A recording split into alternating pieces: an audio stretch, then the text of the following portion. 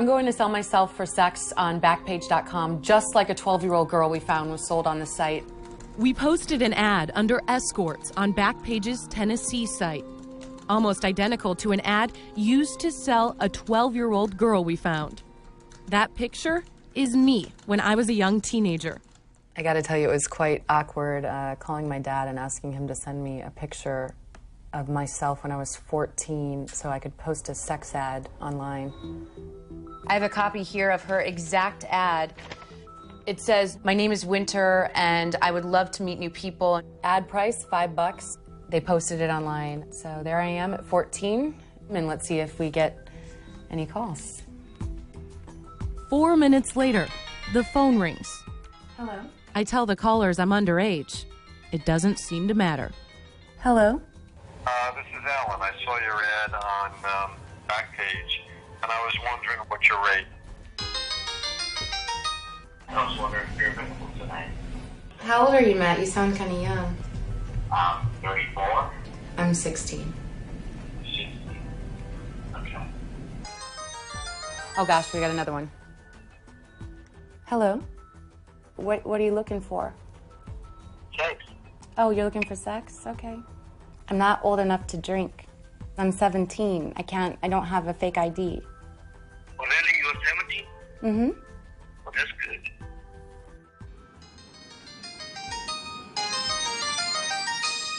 I just got woken up by my pay-as-you-go phone ringing. What's your name? Ronnie. I'm 17. You sound like you could be my dad. 17? You're 17 years old? Yep, I'm 17. Why would I want to even consider having sex with a 17-year-old woman who is underage? No one needs to find out. That's exactly what I said. What do you think we should do about this? What do you want me to do? You want to you? You want to me? Today I'm actually heading out to be sex trafficked as a 17-year-old girl. Hello? Ended up getting a call yesterday from a guy who says he's working for a high-rolling client, a 60-year-old plus guy who's really interested in me. He likes my photos from my ad. My client, he's worth millions, sweetie. So anything we do corporate. That way we don't have to worry about any Tiger Woods issues, if you know what I mean. One thing led to another. Now I'm being sent to North Carolina to meet this guy. He just called. I tell the caller that I'm underage, but it doesn't matter. He still arranges the meeting. Hello? I even get a call to set up my hotel room. We know how you doing. He's authorized to suite for 5 days. Need to basically go over some things, just see what you want in your suite, what you want from the mini bar. Okay, I'll just have the suite fully stocked. You have to be very discreet.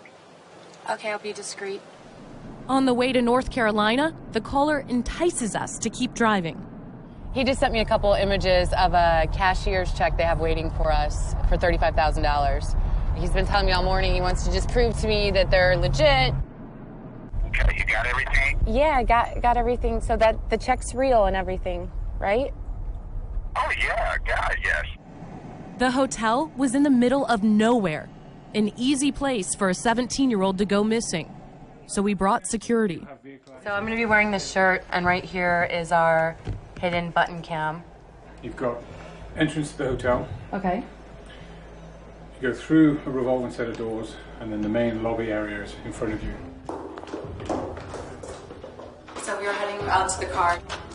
The guy who was trying to sell me told me to buy half a dozen disposable credit cards from the local supermarket. Common sense would tell you, sweetie, if you don't get your cards, you got $30,000 waiting on you. Take them to the hotel. So the main thing is you getting what you need to get down, get paid, get in your suite. And he'd transfer all of the money onto my new cards. We scoped out the meeting place and confirmed that this offer was real. I could only afford one card, but I have it here. So whatever we can do now, I could get more tomorrow. He's not going to be able to release anything to you. He's going to have to release the whole $30,000 at one time. But since I wasn't about to sleep with anybody for money, we pulled the plug.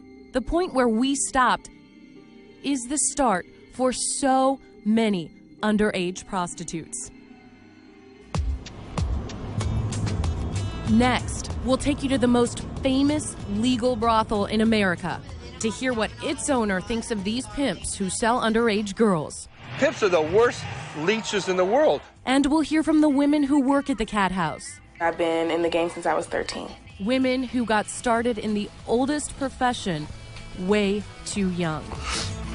Tell me what you want, 'cause baby, I'm here to please.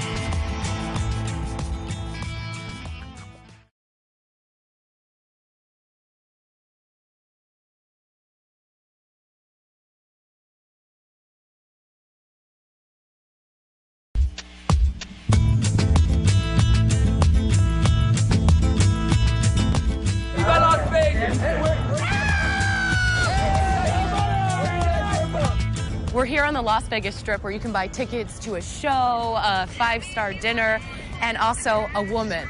If you've ever walked down here at night, you probably heard that sound. It's like all these guys up and down the strip with these cards and magazines. Todo que quiero? Behind the obvious advertising, there's a hidden trade in underage girls and huge hidden profits. Come on over here, and baby, we can cut a deal. According to one study, pimps pull in anywhere from $150,000 to $500,000 a year. We wanted to know more about the business of selling girls, so we met a guy who knows more about that than anyone. Hi, honey, how are you? Because there's a lot of sexual trafficking going on in Las Vegas. Dennis Hoff. He's been called America's Pimp Master General, but he considers himself a businessman. Hey, I love it. And what he does is legal. I have a show on HBO called Cat House. Hoff is the owner of the most famous legal brothel in America, the Moonlight Bunny Ranch. Sex. It's the setting for HBO's long-running reality series, Cat House. People love the sex business, and I love being a part of it. What he doesn't love are pimps. You think pimps just suck? Pimps are the worst leeches in the world. It's in Birmingham, it's Charleston, it's everywhere. It's everywhere in America. There are pimps that are trying to grab the life of young girls and take them away from their families. And what types of money are pimps pulling in Oh, tens of thousands of dollars a week. a week? Oh, yeah, absolutely. What is it with underage girls? Why do pimps make more money off them? Why are there so many underage girls? They're easily manipulated. They're young, they're naive, but the price they pay is horrendous.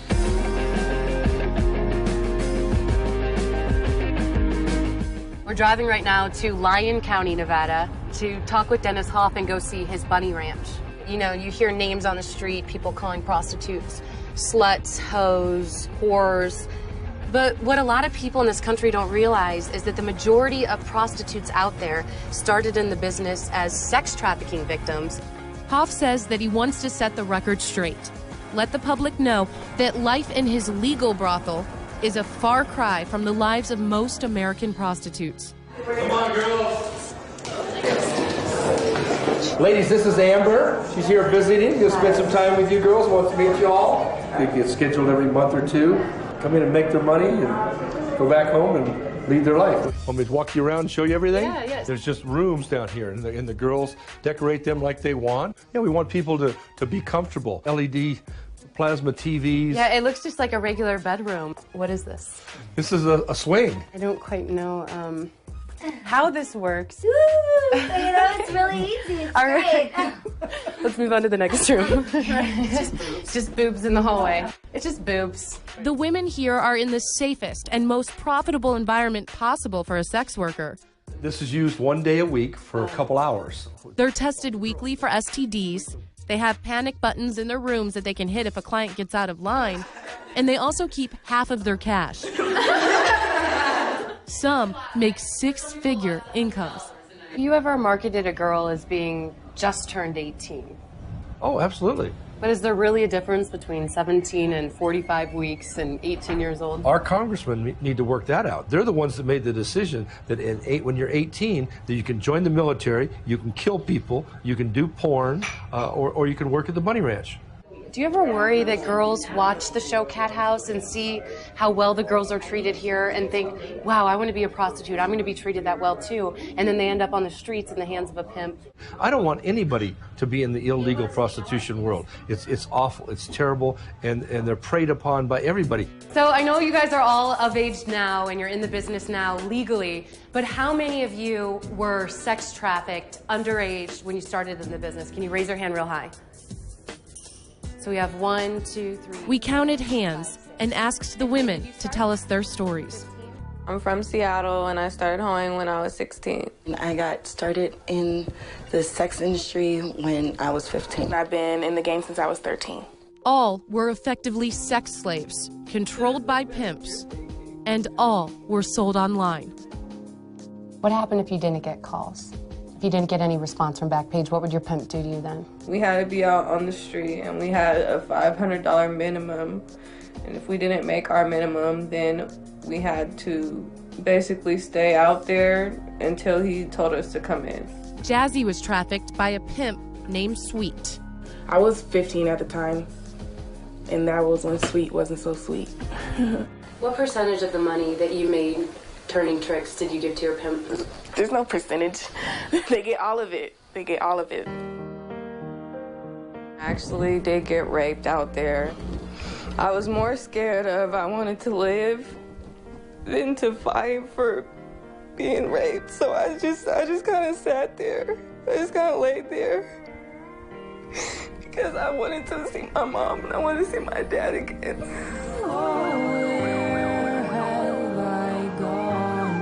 Virginity wasn't an option where I came from, you know, it was taken from you. And so when you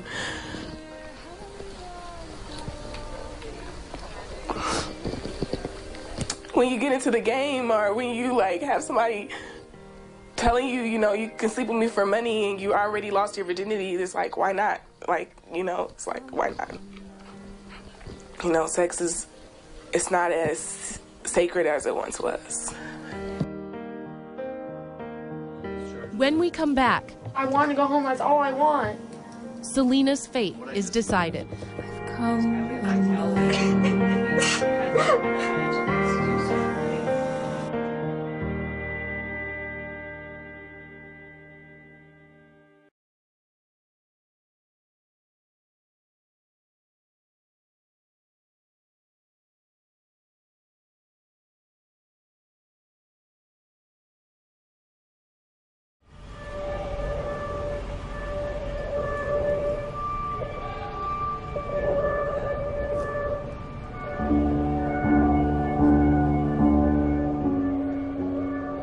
Federal law says that if you're under 18 and you're being sold for sex, you're a victim, not a criminal.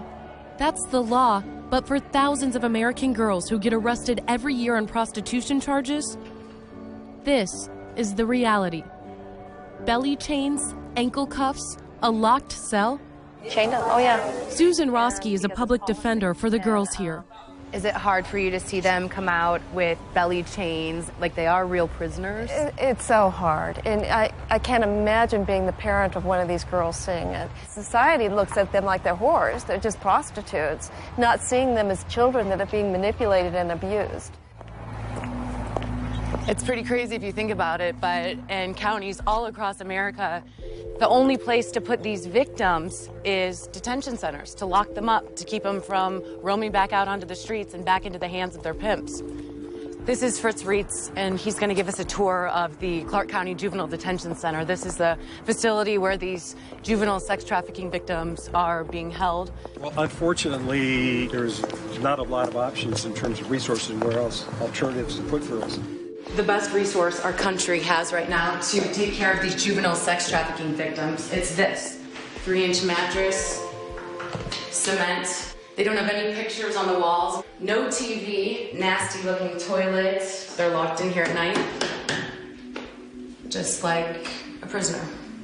This is where 13-year-old Selena, who was sold for sex by a pimp on Backpage.com, is being held.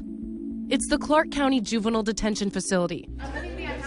Nobody thinks that these kids should be locked up, but nobody wants to risk turning them loose. So, well, this is a good example of one. Judge William Voy is the family court judge in charge of Selena's case. He keeps an old case on his desk to remind him why these girls need to be safe.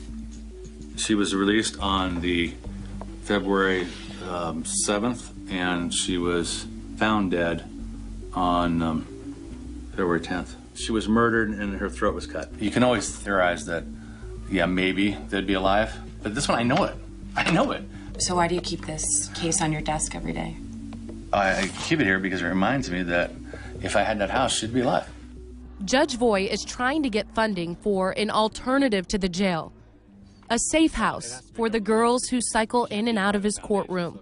Judge Voy right now is driving us out to an area of town where they've been planning to build a facility for these juvenile sex trafficking victims. It starts right here. It's not a detention center. It's not an institution. You have bedrooms instead of cells. It looks like another wealthy homeowner in Vegas, right? And that's what we wanted to look like. These kids are messed up in a lot of different ways, and they need a lot of help. Voy says private donors will pay for the land and the building. All he needs is $700,000 a year from the county to pay for probation officers. But the county won't pay. We can't get to the next level, and it's extremely frustrating. It's not just this county. There are almost no places for these girls anywhere in America. And all the federal funding for sex trafficking victims has gone to foreign girls. American girls have been shut out. Girls like 13-year-old Selena, now stuck in jail. Oh my God, that's the favorite picture in the world. I love my little sister more than anything in home. Oh my God, I miss her so much. Selena wants more than anything, just to go home, to be with her little sister. I was searching for a reason to be reckless. Today, Judge Voy and Selena's mom are trying to figure out what's best for her. I want to be with my family. I want to watch my little sister grow up in my defense. And when I go home, I swear, for the first time in my life, I'm sorry for the things I've done. And then I do anything to be home with my family. You said that with only one breath. So you're my best judge right here, because you know this child. Of course, I want my child to come home, but we need a plan. I mean, it's not... No, I understand what you're saying. Yeah. Okay. And now she's saying all this, I want to go home, that's all I want. But she's not going home, because no one can say for sure that she won't just run away, back to the streets, back to the pimps. So are we going to be here for like another month? I just want to go home. Selena's mother is burnt out, terrified Selena will run again and vanish forever. It's horrible. You hear everywhere of kids, being picked up and you never ever see them again. So it's a horrible feeling. And no matter how many times that I talk to her about it, it's just like she's just not getting it. She's not. Selena's mother is a teacher and she's used to dealing with kids. But her daughter is a mystery. Just to have a kid that actually just goes to school and comes home and does their homework and, watches TV, Mm-hmm. So that's tough. I don't want to, take away anything from her because she's great in her own way. It's just, I don't know, I feel like she's lost, to be honest. I do. Selena is now getting help through a court-ordered drug treatment program in another state. But her future is uncertain at best.